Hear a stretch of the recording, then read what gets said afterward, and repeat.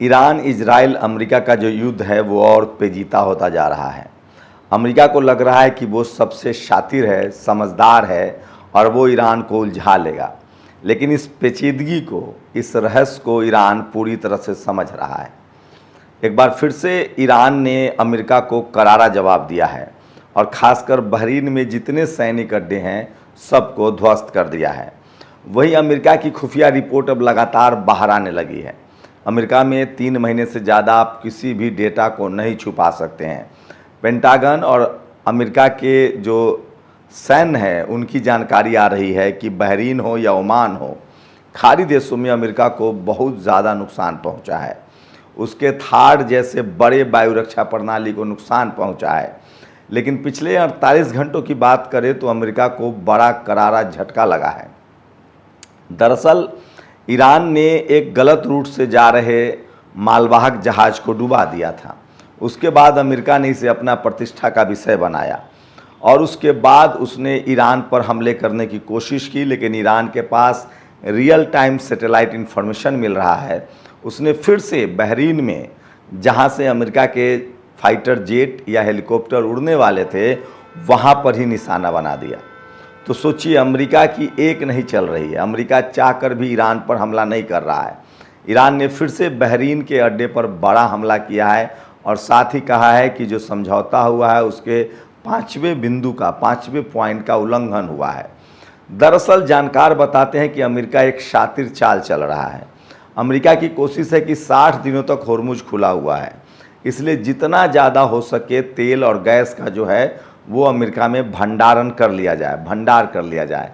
आपको बता दें कि अमेरिका के पास दुनिया का सबसे बड़ा भंडार केंद्र है, स्टोरेज है, रिजर्व स्टोरेज है। उसकी कोशिश है कि बड़ी मात्रा में तेल और गैस का स्टोर कर लिया जाए, क्योंकि उसके पास 40% ही तेल और गैस बचे थे। उसके बाद ट्रंप की कोशिश होगी कि वो फिर से बड़ा हमला किया जाए, क्योंकि अमेरिका के लोग ट्रंप से सवाल पूछ रहे हैं। अमेरिका के सैनिक साजो सामान की दुनिया भर में कीमतें जो हैं वो गिर गई हैं। अमेरिकी हथियार को लोग कबाड़ समझ रहे हैं और यही वजह है कि अमेरिका अब भन्नाया हुआ है। डोनाल्ड ट्रंप को अपनी साख बचानी है, उसे जेल जाने से बचना है, क्योंकि एप्स्टीन फाइल में उसका नाम है और बेंजामिन नेतन्याहू एप्स्टीन फाइल का किंग मेकर है। ऐसे में अमेरिका अपने देश को ये बताना चाहता है कि मैं युद्ध हारा नहीं हूँ, मैं युद्ध जीत गया हूँ। लेकिन सवाल है कि अमेरिका इसके लिए कई कोशिश कर चुका है। डोनाल्ड ट्रंप ने पहले भी कहा कि हम $325 बिलियन दे रहे हैं, लेकिन उससे ईरान हमसे सामान खरीदेगा। अब खबरें छनकर आ रही कि ईरान बाकायदा अमेरिका से सामान खरीदेगा ज़रूर, लेकिन साथ में वो अमेरिका को सामान बेचेगा भी। सोयाबीन है, तेल है, मक्का है, ये सब सामान जो है अमेरिका खुद ईरान से भी खरीदेगा। तो अमेरिका के राष्ट्रपति ट्रंप जो हैं वो लगातार अमेरिका के लोगों को समझा रहे हैं, वहाँ के मीडिया को समझा रहे हैं कि ये रिश्ता अच्छा है, ईरान अब सुपर पावर है और हमें उसके साथ दोस्ती रखना चाहिए। वही अमेरिका की लगातार कोशिश है कि यूक्रेन को भड़काया जाए और रूस को फंसाया जाए। वही अमेरिका की लगातार कोशिश है कि चीन के खिलाफ जापान, वियतनाम और ताइवान को भड़काया जाए। लेकिन अमेरिका किसी भी एजेंडे में अब सफल नहीं हो पा रहा है। वेनेजुएला के राष्ट्रपति के अपहरण के बाद दुनिया भर के देश सख्ते में हैं और उनको लगता है कि डोनाल्ड ट्रंप एक सनकी राष्ट्रपति है, वो किसी भी देश पर अटैक कर सकता है। मैं बताऊंगा, इस वीडियो को अंत तक देखिएगा। भारत के 2 सांसद, भारतीय मूल के 2 सांसद जो अमेरिका में चुने गए हैं, उनको डिपोर्ट करने की बात कही जा रही है। खासकर भारत के जो जनरल कैटेगरी के हिंदू हैं उनको अमेरिका निशाना बना रहा है। कहा जा रहा है कि 1 लाख भारतीय जो हैं वहाँ अवैध तरीके से रह रहे हैं, उनको फिर से हथकड़ी लगाकर भेजने की तैयारी है अमेरिका की। ये भी बताऊंगा कैसे अमेरिका पाकिस्तान को खड़ा कर रहा है भारत के खिलाफ, ये भी बताऊंगा इस वीडियो में। लेकिन इस पूरी चाल को ईरान पूरी तरह से समझ रहा है।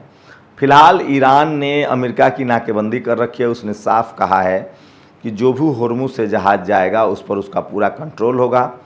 उसके बगैर अनुमति, बगैर जांच का कोई भी शिप नहीं जाएगा। ईरान की कोशिश है कि जब तक अमेरिकी बैरिकेडिंग नहीं ख़त्म होता है, जब तक $325 बिलियन का हर्जाना हमें नहीं मिल जाता है, तब तक होर्मुज से अमेरिका के लिए तेल और गैस का आना जाना बिल्कुल मुश्किल है। तो समझिए कि अमेरिका के विदेश नीति पर, अमेरिका के शातिरपने पर ईरान भारी पड़ रहा है। और फिर से ईरान ने अमेरिका के जेट भी गिराए हैं और ख़ासकर बहरीन में जो उसका सबसे बड़ा सैन्य ठिकाना था उस पर भी हमला किया है।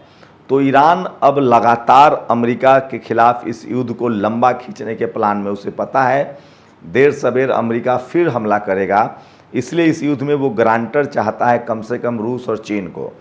पाकिस्तान का गारंटर होना बहुत सेटिस्फैक्ट्री नहीं है, बहुत मजबूत इरादा नहीं है।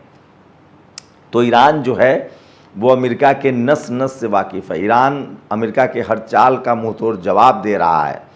वही अमेरिका की एक और कोशिश है कि लेबनान में कम से कम अपनी सत्ता स्थापित की जाए, लेकिन लेबनान में अब हिजबुल्लाह सड़क पर निकल गया। वहीं हमास के जो लड़ाके हैं, जो कि फ़िलिस्तीन के लड़ाके हैं, उन्होंने भी मोर्चा संभाल लिया। यमन के लड़ाके हूती ने भी मोर्चा संभाल लिया है।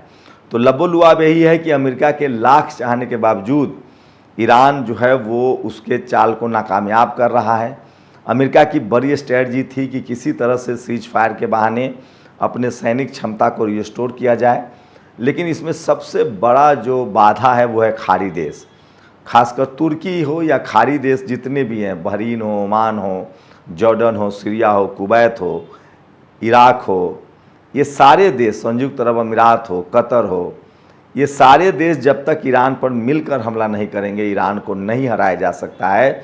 और ये सारे के सारे खाड़ी देश अमेरिका के इस सातिरपना को समझ चुके हैं, अमेरिका के इस खतरनाक मंसूबे को भांप चुके हैं और वो किसी कीमत पर ईरान पर हमला करने की तैयार नहीं है।